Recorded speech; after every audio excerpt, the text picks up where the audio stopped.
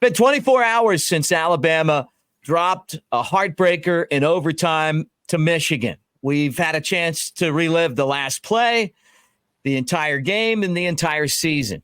It's been a rough day. We're going to talk about it. Thanks for hanging out with us here on Rose Bowl Rollback, part of the Bama Tailgate YouTube channel. And I want to tell you guys, we're brought to you by our friends at Pearl River Resort. Let's get this thing started. Roll Tide, everybody.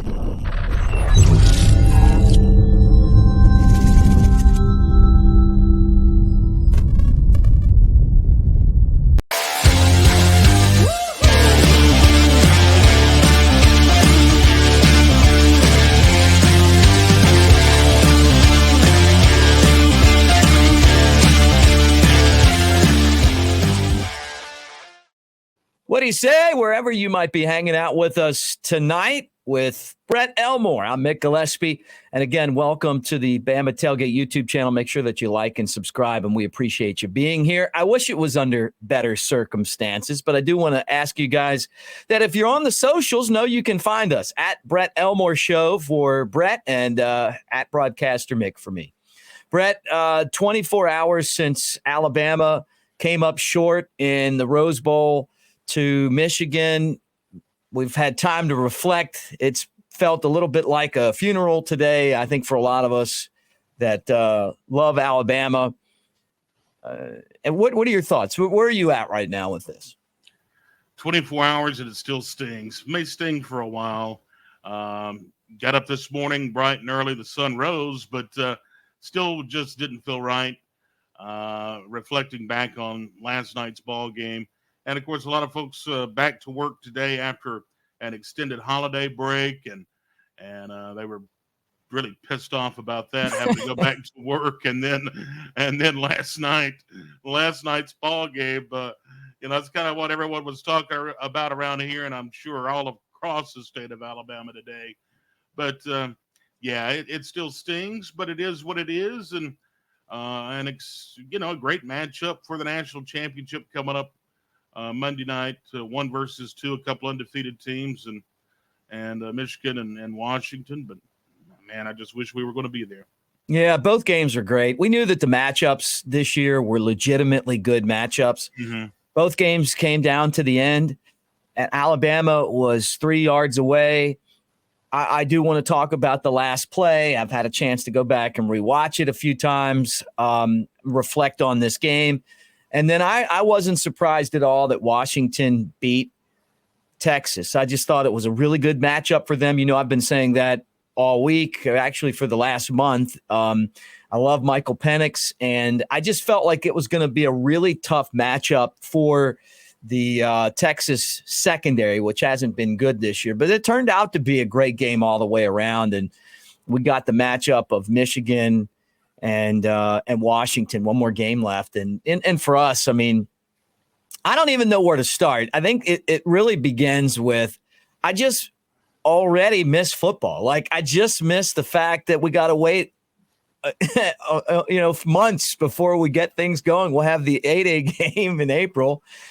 But I just didn't see this one coming. 2014, people talk about that season losing to Ohio State, but I'm going to be honest. I never was really I liked Blake Sims as a football player, but I just wasn't a big believer as him as a quarterback that could win a national championship. And I'll be honest with you, he did a lot better during the season and in that playoff game than I thought. But I looked at the rosters. I felt like Ohio State was better back then, and much to the chagrin of a lot of my friends back then.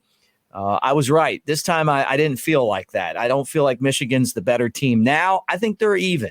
I really do. I feel like that you're talking about two teams that what one does well, the other one doesn't. What the other one does well, the other one, isn't able to keep up. But I felt like it was a really, really even matchup, and that Alabama's offensive line and the snapper, the center, cost them the game. The false starts, the bad snaps. And that was the difference in this game. I mean, even looking back now, the last play of the game, another bad snap. And Jake Coker told us on the Elephant in the Room podcast, which I do with him, He said that Jimbo Fisher always talked about you can't drive with your head down, meaning that you need to take the snap and be able to see the field. And for Milroe, I don't know how you put that on him because he's had to deal with these bad snaps throughout the season. And they reared their ugly head against Michigan. Their defense was in the backfield a lot. And you look at that game, and it came down to snaps to me. Just bad snaps. I think you just that little bit of difference between these two teams, and that's why we're where we are right now, in my mind. No, you're right, and we talked about it. I think either on the air or off, but we were going to have to play a near perfect game. I mean, we needed to play flawless, and still, even with the mistakes that we made, it still took overtime to beat us.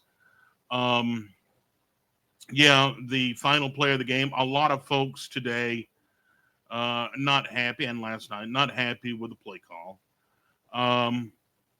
But the snap was at his feet. And when that happens, that's going to blow up some stuff. Yeah. And I think that had a lot to do with why it didn't work. I don't think that play was designed to go where he went. Well, I mean, like if you get a good snap and your offensive line isn't getting pushed back at you, you have a chance to see what's going on and make a play. It just felt like he kind of panicked when he got another bad snap. And with those type of plays, even though it's designed for you to run straight ahead, you have to hold on to the ball and let things open up and look for it. That's not what he did. But it's only one play and a game of plays. I mean, there were other plays that could have been made that weren't. Looking back at it, the special teams kept Alabama in it. Great punts, field goals. You had the ball at the end of the game. Rewatching the game, Milroe looked at times a little indecisive, almost like he did in the Auburn game, whether he should throw it or run. And I think that it would have just been better for him to just kind of run, especially at the end, that last possession before overtime, because if you can get another 20, 25 yards, you have a chance to win it with the best field goal kicker that we've ever seen. And the guy was nailing all the kicks, but they just Milroe had trouble with the snaps. He didn't help himself out, on some plays, and the offensive line got their butts kicked. I mean, they were getting pushed back, and then on the defensive side of the ball, Alabama didn't get enough pressure. We knew that the game was going to be won and lost at the line of scrimmage, and I feel like maybe there was a little bit of rat poison that sunk into these guys after they beat Georgia, where they came in and they dominated the line of scrimmage, and everyone kind of thought they were going to win this football game. Some of us thought that they were going to win this thing big. And when it came down to it, Michigan was really hungry, and they were embarrassed last year, and the entire roster showed up to try to do something about it. And, like woulda, coulda, shoulda. Why didn't we see more Justice Haynes? He ran the ball 4 times and was effective each time, and then he disappeared. Where was Roydell Williams? The turnover by Milroe. And last night I said McClellan. I meant Milroe on the postgame show. But it was just little things. I mean, the bottom line to me, though, is that you can't let your quarterback get sacked over and over and over again. And at the beginning of the season, I felt like a lot of that was Milroe trying to read defenses and all that. I felt like yesterday that the offensive line missed blocks. They got beat. And he was a little indecisive, on whether he should run or not run. But, and to think of all those mistakes and all the things that didn't go their way, then they had a 20-13 lead late in the fourth quarter. Yeah. Yeah, we had the lead and just couldn't finish. Of course, Coach Saban always says finish, and we couldn't finish. But you're right. I mean, jokingly last night I said, the player of the game was probably our special teams unit as a whole. you're right. I mean, burn up the Aussie. He averaged like 50 yards per punt, and his longest was 62, and that kept us in the game. That field position game was huge. And Justice Haynes, he's a former 5-star. The freshman, he came in, and I was like, dang, where did this guy come from? It's like he's running the ball kind of at will. 4 times 31 yards, and then he's gone. I know. It's like I felt like my criticism of the game plan was you could tell early that Michigan was able to pressure the quarterback, and they were really selling out on putting pressure on Milroe, right? And Alabama was having success running the ball.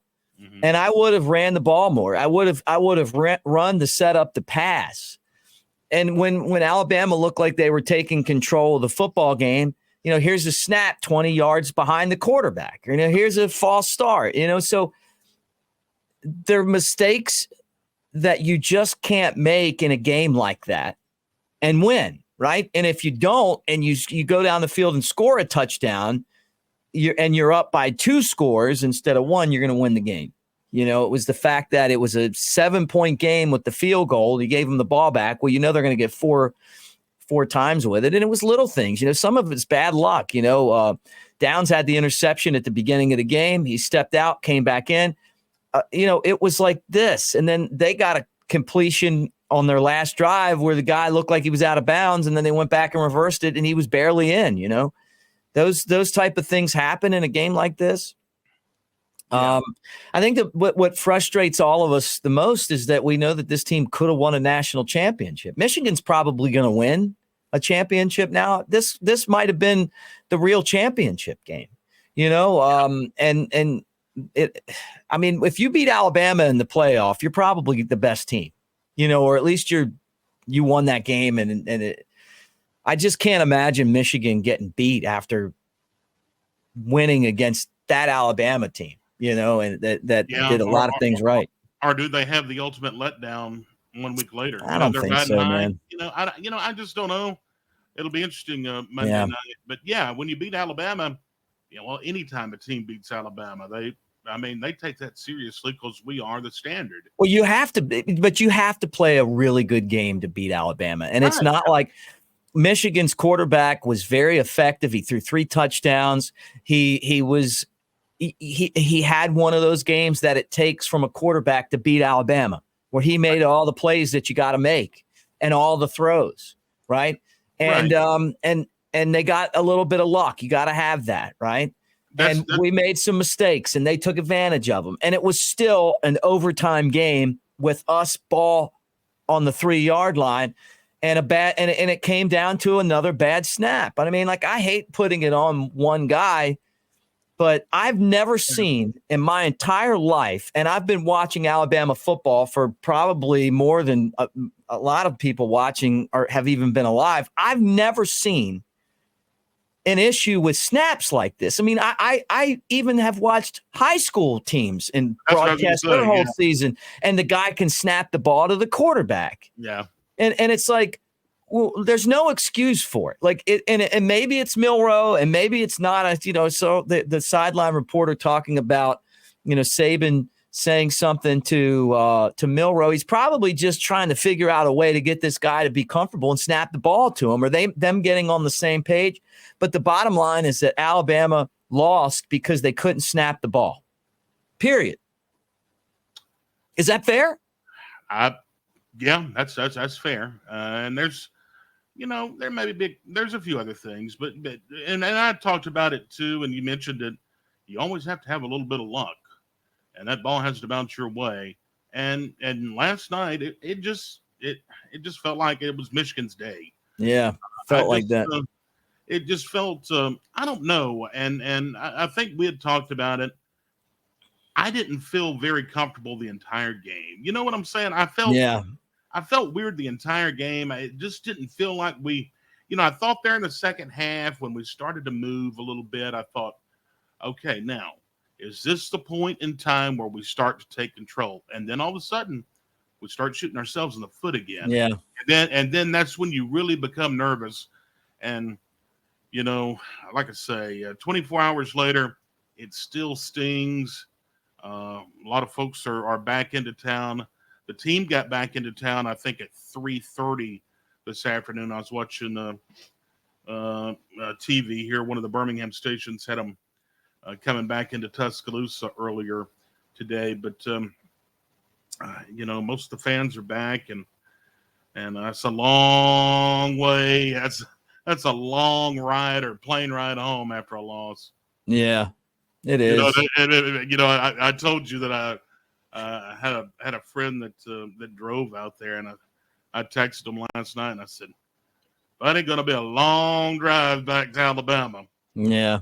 Yeah, it's pretty bad. Love the Auburn fans that have been talking so much crap. Like, you guys suck this year. You got destroyed by Maryland. Like, go use your NIL money to buy a team and see when you end up like Florida State. You got to build a culture.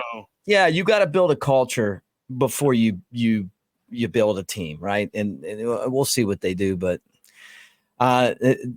they never cease to amaze me. We've gotten a lot of comments from Michigan fans. Some of them like, "Hey, it was a great game."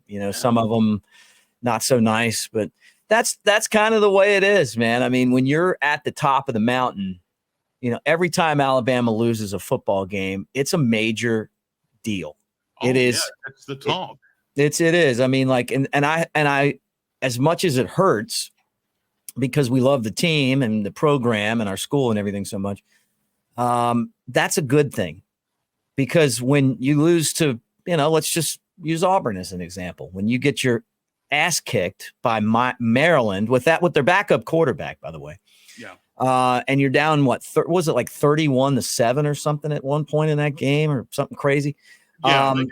And no one even cares. Like, it's like, oh, well, you know what? That's Auburn. They also lost to New Mexico State and, and a bunch of other teams. Like, that's, that one and 6 others that beat them. Yeah, right. When your whole season is based on beating a team, our whole season's always based on winning championships. And if you win the SEC, that's like one of the greatest seasons in your school's history, and most schools, right? At Alabama, it's a great feather in your cap.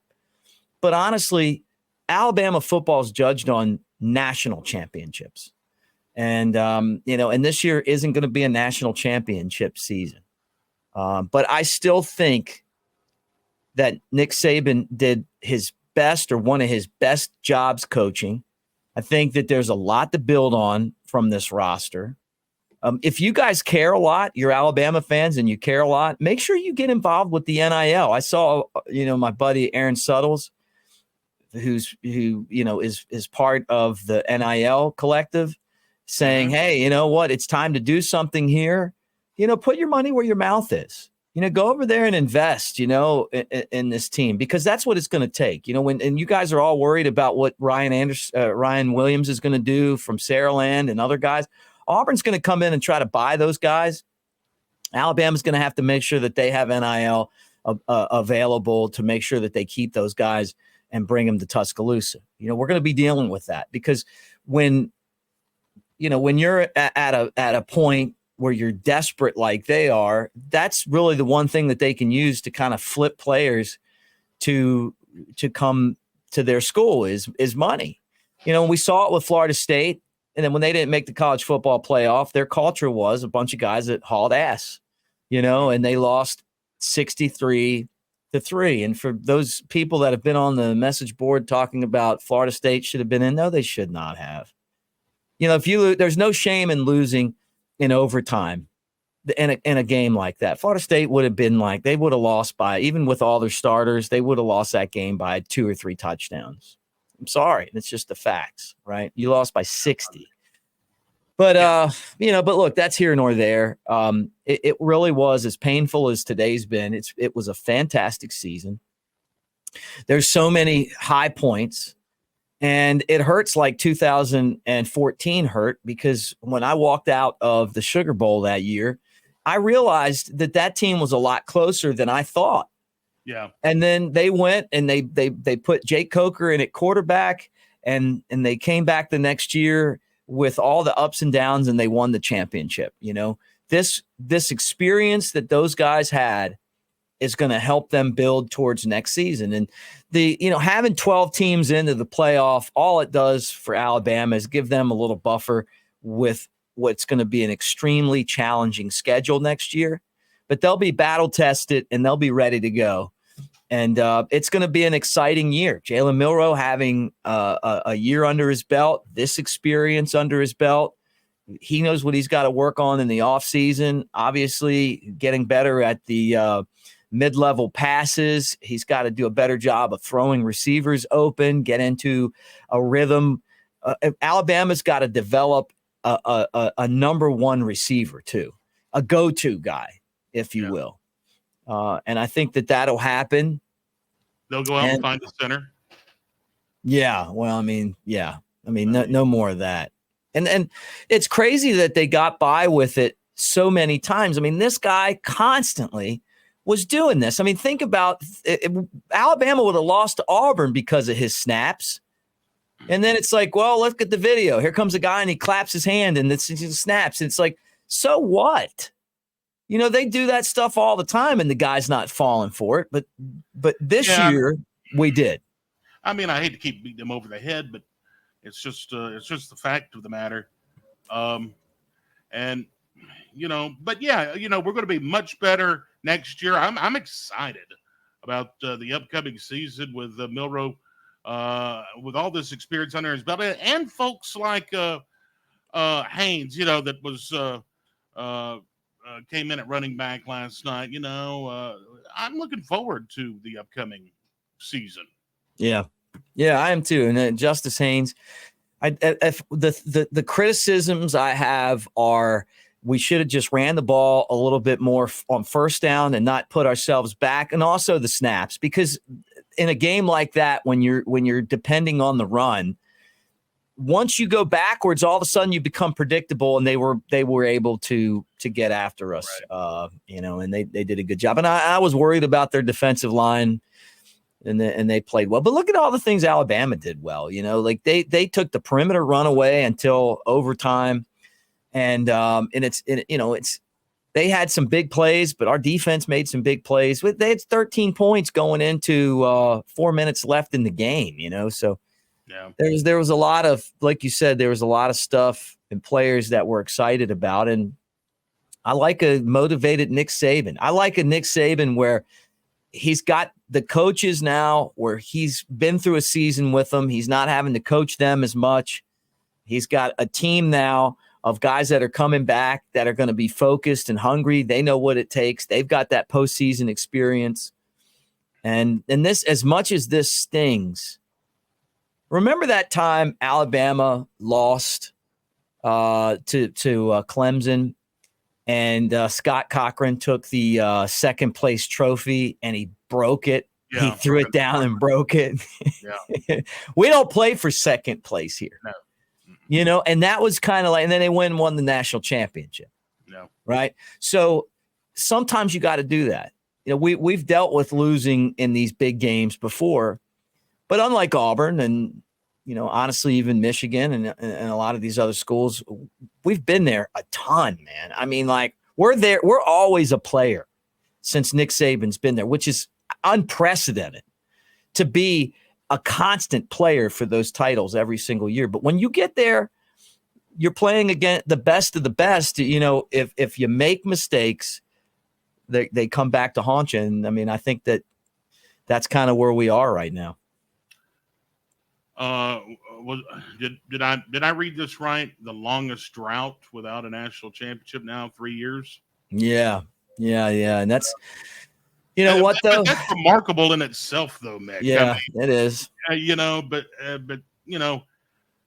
we had talked about, and Scuttlebutt was, this may be Nick Saban's final hurrah and everything. If he had won the national championship, maybe. It would have been a good time maybe for him. I don't know. I don't think he's wanting to go out like this. I think all of that's thrown out the window now. Yeah. I don't see that happening. Mm-mm.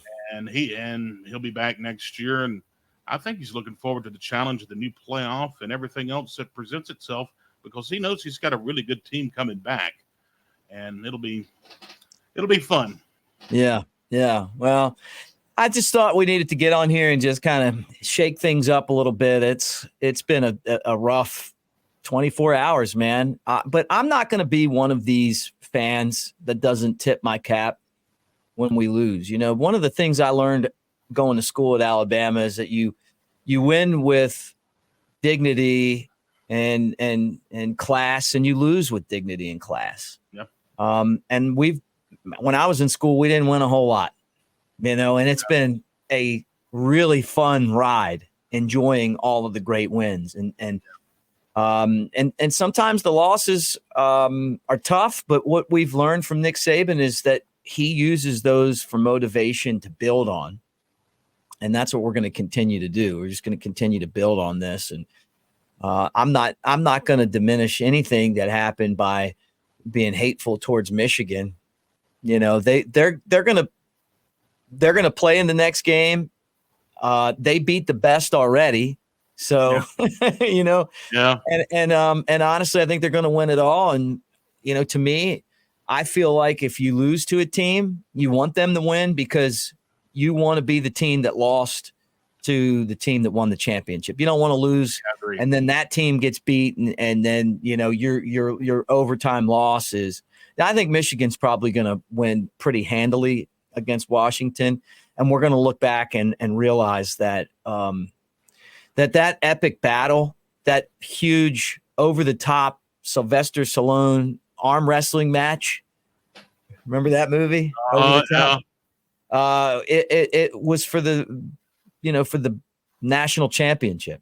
That's right. And I think Jim Harbaugh is coaching his last game in college, and that'd be a way to walk out. You know, because I think he's going to the NFL, and that's that. And for us, you know, it's time to try to get some support to the NIL and do what we can to help Alabama go out and get a center that can snap the ball, that can make sure that these guys that are coming aren't, you know, overwhelmed with money from Auburn to go there, because that is something that we need to be worried about. You know, you're not flipping to go there because of Gus, not Gus. He was the other coach of Hugh Freeze. You're just not. You know, you're not. But you know what? You might, if somebody comes in and says, "Hey, man, here's $1 million." Well, you might say, "Hey, you know what? I always wanted to play for Nick Saban, but I would love to have $1 million." You know, so we've got to. That's honestly, I know it's supposed to be amateur athletics. It's not. You know, Don't fool yourself. You know, it's not anymore. I mean, it's totally different. Yeah, I mean the NIL, and then of course we still have time for the portal. Alabama, you know, they got the extension because they played. You know, the portal closed Monday. Yeah. But Alabama players get through Saturday. Right. And, you know, if they want to transfer. Brett. Yeah, and you bring that up, and that goes to me to, how about Florida State? Like, you would have got the same extension, right? Yeah. Well, I mean, right or wrong? I mean, is it different for like? I don't know. I don't know the answer to that question, but you know, we're going to see some kids, you know, transfer out. They've got until they've got a little time to think about it. I think we had one today transfer, enter the portal, but we'll talk about that later. But you know, so there's some time there. So Alabama is, you know, Saban's back in Tuscaloosa. He's looking at everything, and he'll get everything in order. He knows what he's got to do, and you know, but we had a great recruiting season. We'll be fine, Mick. Yeah, Chaz Preston, by the way, wide receiver transferring. But we're going to have other guys. It's going to happen. It's going to happen because Alabama has to have guys transfer, because they've brought in guys and they're signing a bunch of guys. So the guys that they don't think can help Alabama that aren't going to play are going to leave, and there's going to be some, maybe a couple guys that they don't want to leave. But I got a feeling that there's going to be a lot of guys that are going to want to stay because they're going to want to be like Michigan last year when they lost, although they got hammered in their game, where they decided to come back as a team. There's a culture that Nick Saban and Alabama have. I see it over in Georgia as well. I have a lot of respect for what Kirby's doing. And I think that we're going to see this program make one more run. And I think it starts next year with Nick Saban. Maybe Saban's only got a year or two left. Maybe he runs out his contract. I don't know. But I don't think he's won his last national championship. I don't think so either. And, of course, another thing we have to think about is, of course, the draft. Yeah. We're going to lose some players there. Of course, Dallas Turner, he already announced last night he's turning pro. And that's not a big surprise to anyone, but still, it was weird that he announced that just, you wouldn't even out of the locker room. And he announced it. Well, somebody probably asked him, but Kool-Aid McKinstry's going to do that. You're going to lose guys. I mean, that's what you come to Alabama for, right? Yeah. To go to the NFL and make an impact there, but no surprises so far. No surprises, no. But we'll keep you updated here on the channel. Brett, thanks for coming on and hanging out and talking Alabama football with us. Hey, guys, don't forget that we got a new Facebook page, so you can follow us there, Bama Tailgate Show on Facebook. And also want to tell all of you guys that right now is a great time to go over to Pearl River Resort. Go put your money down on the national championship game, college basketball, NBA basketball, the NHLs, soccer from overseas. I'll tell you, one of the sports I really enjoy wagering on is NASCAR. I love it because it's just fun. Pick 5 cars, go over to Pearl River, sit back, watch in the Timeout Sports Lounge on a Sunday. So much fun, Brett. And you and I need to, we're going up there soon, and we're going to do a show from Pearl River, and we're going to do that. We're going to sit up there. NFL playoffs are coming, but find out for yourself. It's like an hour and a half from Tuscaloosa, 2 hours from Birmingham, and not far from really anywhere around the state. And they also have some great acts coming, Brett. They've got the Wallflowers coming. You're a big Wallflowers guy. Yeah. And then they also have Ron White, the comedian, coming in February. Yeah, some big acts, and they're known for that too. Always having great acts come through. So, of course, you can visit them online and check out the calendar and make your plans to make it over to Pearl River Resort and get in on some of that golf to Dancing Rabbit. All right, guys, thanks for hanging out with us. That's a wrap. Get in the comments section. Again, all of you guys for hanging out and being part of our channel. Can't thank you enough. And collectively, as tough as it is not to be in the championship game and going back and reliving all the, coulda, woulda, shouldas, just remember how lucky we are to have Coach Nick Saban and this team. They really played their ass off this year. Yep. They made us proud on so many occasions. This isn't the outcome that we wanted, but be as good of a loser as you are a winner. And what I mean by that is when you win with class and integrity. And when you lose, do the same thing. And it's okay to say, hey, you know what? Congratulations. Go win the championship. That doesn't mean that you're not planning on beating their ass next time, but it means that you say you tip your cap. That's what winners do, and that's what Alabama's always been about. Thanks, Brett. Roll Tide, everybody. We'll talk to you again tomorrow.